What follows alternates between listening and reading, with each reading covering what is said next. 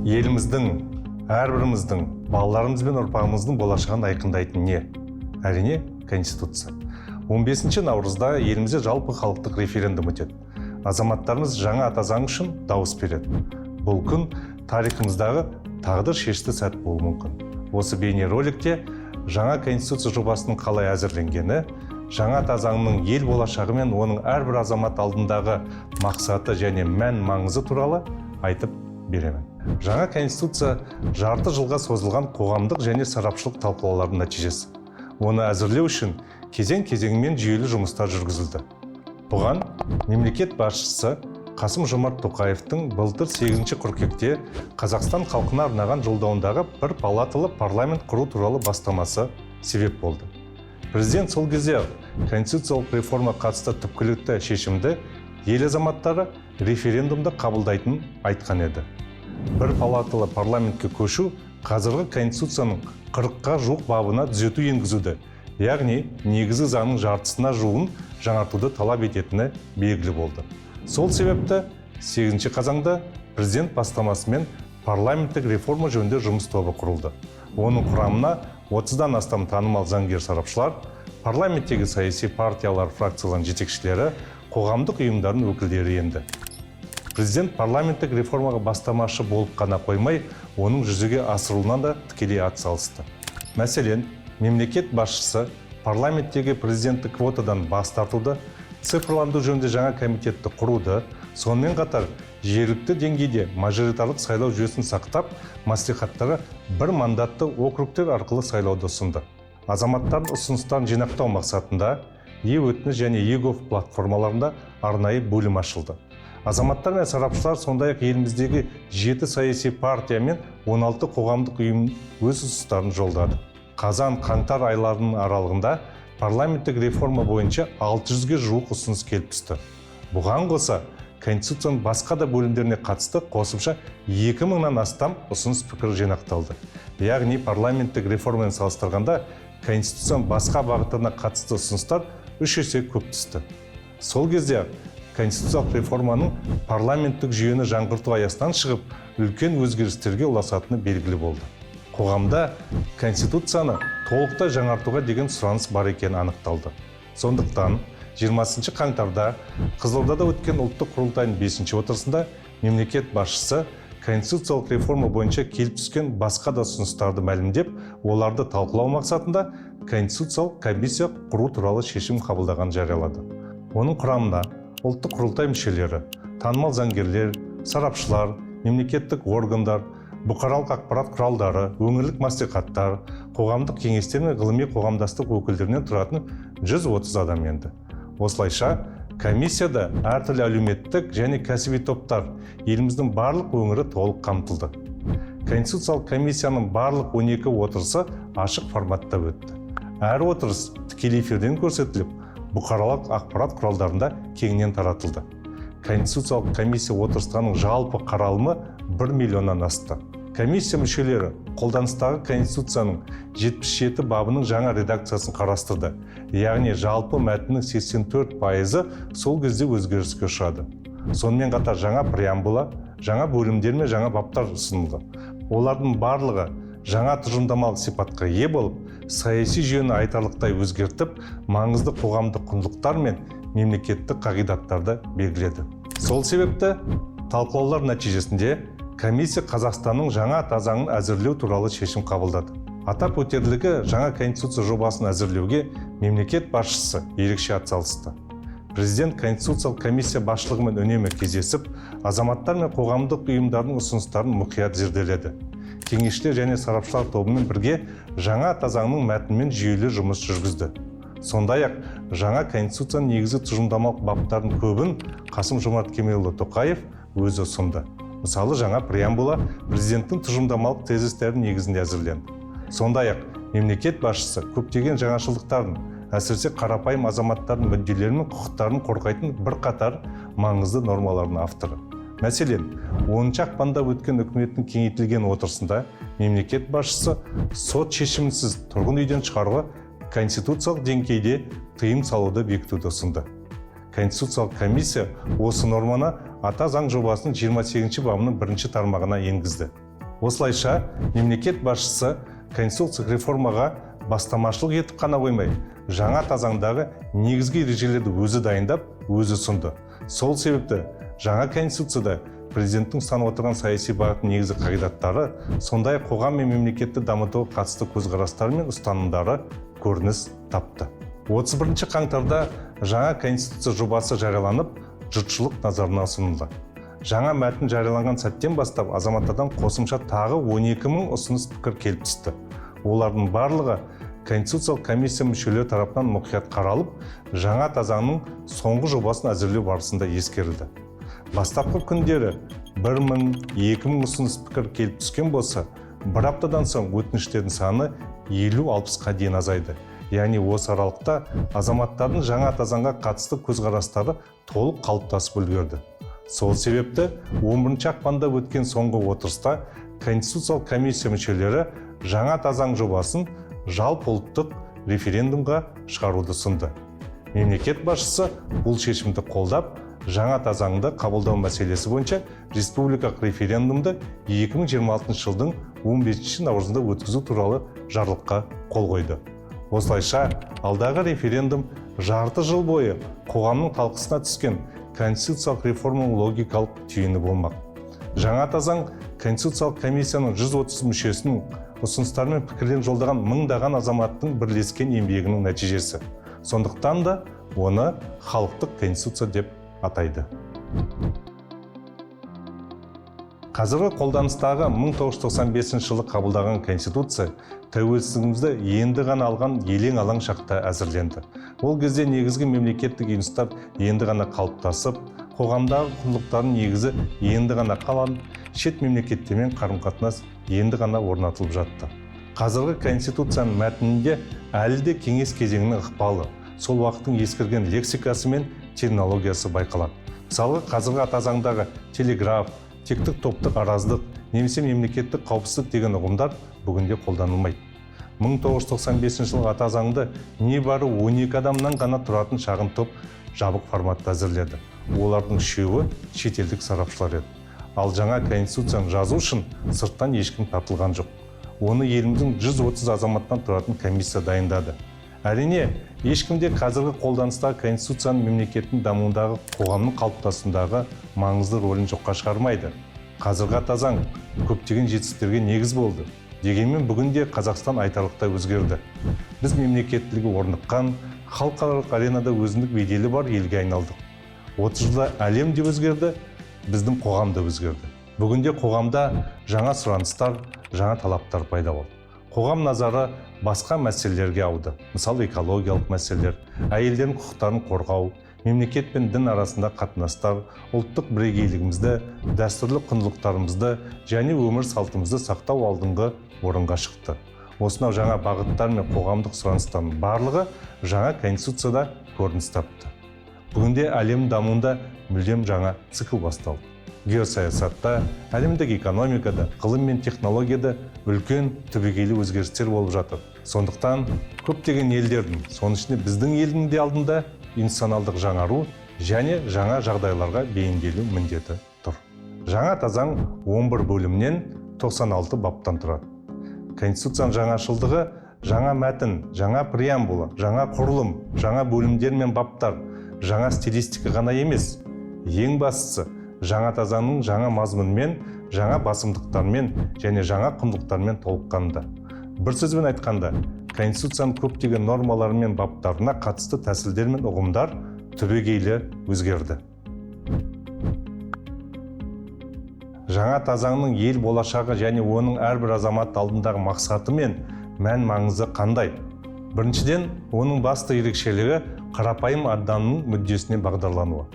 Жаңа конституцияда басты назар мемлекетке емес, керісінше адамға, оның құқығы мен бостандықтарына, мүддесі мен қажеттіліктеріне аударылған. Жаңа тазаңның преамбуласының өзінде адам құқықтары мен бостандықтары негізгі басымдық ретінде бекітілген. Ал жаңа конституцияның бірінші бабында мемлекеттің басты құндылығы ретінде адам және оның өмірі, құқығы мен бостандығы айқындалған. Жаңа тазаңның екінші бөлімі толықтай адам құқықтарына, бостандықтары мен міндеттеріне арналған. Баптардың саны бойынша Бұл бөлім жаңа конституциядағы 11 бөлімнің ішіндегі ең үлкені.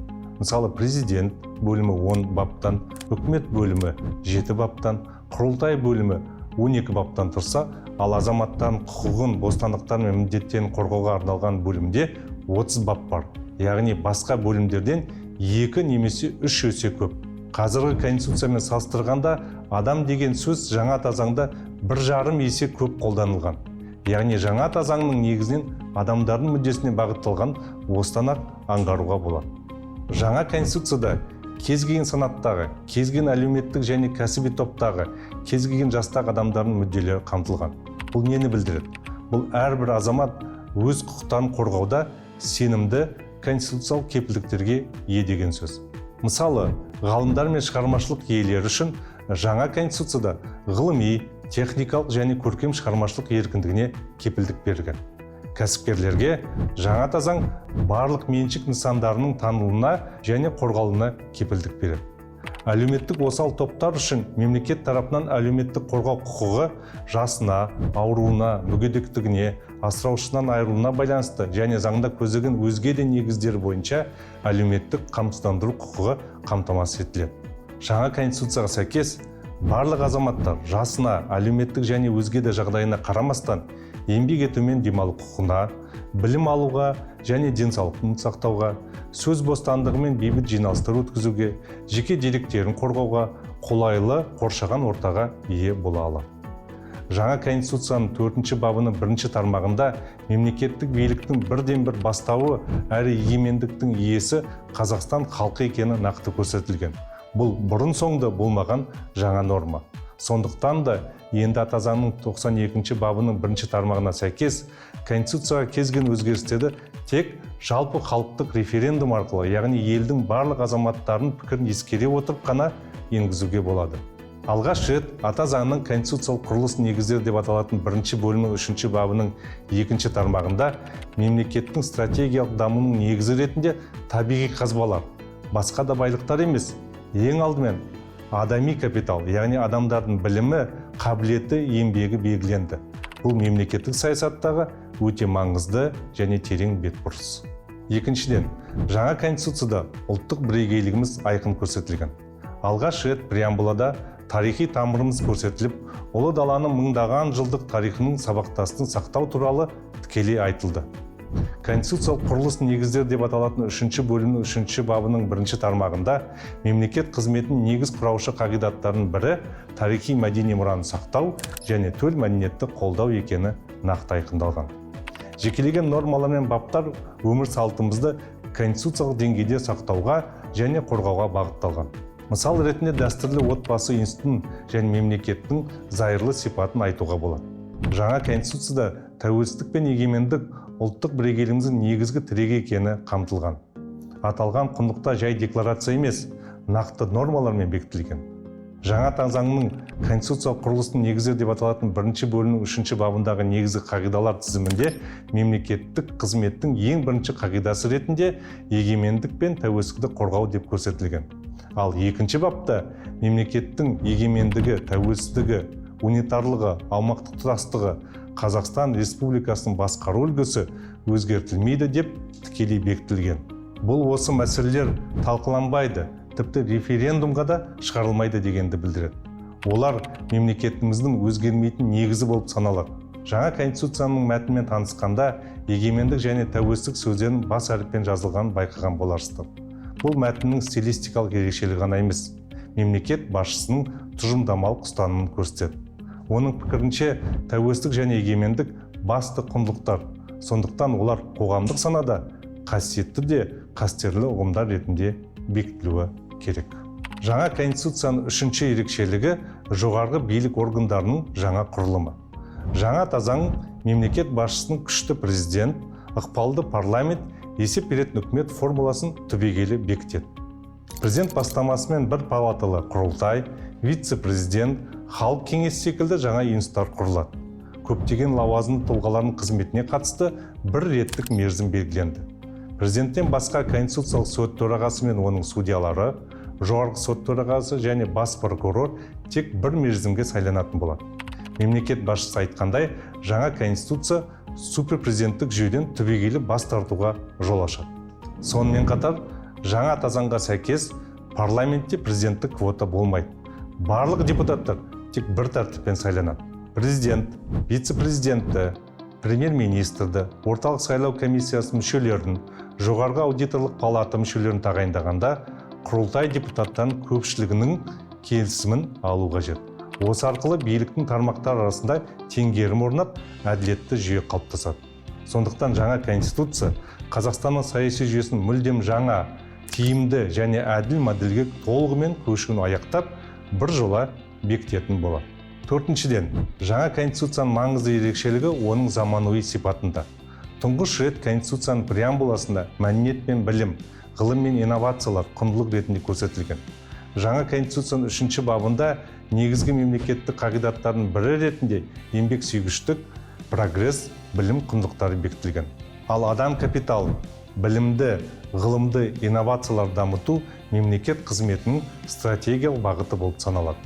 Сондай-ақ, жаңа конституцияның азаматтардың құқықтары мен бостандықтары туралы 2-ші бөлімнің 18-ші бабының 3-ші тармағында алғаш рет Миранда ережесі бекітілді. Яғни ұсталған сәттен бастап әрбір адамға оның бостандығын шектеу негіздері және құқықтары міндетті түрде түсіндірілуі керек.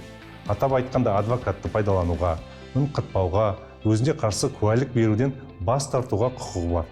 Қазақстан азаматтардың құқықтарын цифрлы кеңістікте қорғау нормасын конституциялық деңгейде бекіткен алғашқы елдердің бірі. Жаңа конституцияның 21-ші бабының 1-ші және 2-ші тармақтарында жеке деректерді қорғау құқығына кепілдік беріледі. Банк операцияларының құпиялылығы, жеке салымдар мен жинақтар, сондай-ақ хат алмасу цифрлық технологияларды пайдалану арқылы қорғалады. Бұл адам құқықтарын қорғаудың жаңа өлшемі. Осы тұрғыдан алғанда, жаңа конституция болашақта басқа мемлекеттер үшін де үлгі бағдар бола алады. Жаңа конституцияда қоғамның жаңа сұраныстары мен құндылықтары да қамтылған. Оның ішінде әйелдер мен балалардың құқықтары, егде жастағы азаматтарға қамқорлық жасау, волонтерлік, ұлттық мүддеге басымдық беру, қоршаған ортаны қорғау сияқты мәселелер бар. Жалпы алғанда, жаңа конституцияның заманауи сипаты дәстүрлі құндылықтарды сақтай отырып, прогреске ұмтылуында. Бесіншіден, бұл мемлекеттік, елдік, ұлттық мүдде тұрғысынан жазылған конституция. Конституцияда мемлекеттік тіл қазақ тілі екені нақты жазылған, айқын бекітілген. Осылайша жаңа заңның конституциялық құрылыс негіздері деп аталатын 1-ші бөлімнің 9-ші бабының барлық тармақтары енді бір нақты логикаға келтірілді. Яғни бізде мемлекеттік тіл біреу жалғыз, ол қазақ тілі. Басқа мемлекеттік тіл жоқ. Жаңа конституцияның мемлекеттік тілдегі нұсқасы аударма емес. Жаңа заң о бастан және тұңғыш рет қазақ тілінде, мемлекеттік тілде әзірленді. Терминологиялық, редакциялық жұмыстарды заңгерлер мен лингвист мамандар бірлесіп жүргізді. Екінші мәселе туындаған жағдайда ата заңның мемлекеттік тілдегі мәтіні негізге алынды. Осылайша, конституция нормаларының мәні нақтыланып, әртүрлі шешімдерге негіз болатын кемшіліктер жойылды. Нәтижесінде жаңа заңның мәтіні оқуға жеңіл, түсінуге оңай, құқықтық тұрғыдан нақты құжатқа айналды. Осылайша жаңа конституция еліміздің дамуына жаңа серпін, жаңа бағыт береді және тарихымыздың жаңа дәуірін ашады. Егер жаңа конституция референдумда қабылданса, барлық заңнаманы жаңа заң нормаларына сәйкестендіру бойынша жүйелі жұмыс басталады. Яғни, ондаған заңды қабылдау қажет болады. Бұл жаңа конституцияның баптары жай декларация ғана емес, өзгерістерге жол ашатын нақты құрал болатынын білдіреді. 15 наурыз маңызды шешім қабылдайтын күн. Бұл күн еліміз үшін де, әрбір азамат үшін де ерекше мәнге ие. Дауыс беретін учаскеңіз, қажетті құжаттар мен референдумның тәртібі туралы толық ақпаратты электронды үкімет порталынан және арнайы ақпарат ресурстарынан біле аласыз. Референдум елдің болашағына әсер етуге, өзіңіздің және жақындарыңыздың өмірін жақсартуға берілетін нақты мүмкіндік және сіздің құқыңыз. Назарларыңызға рахмет.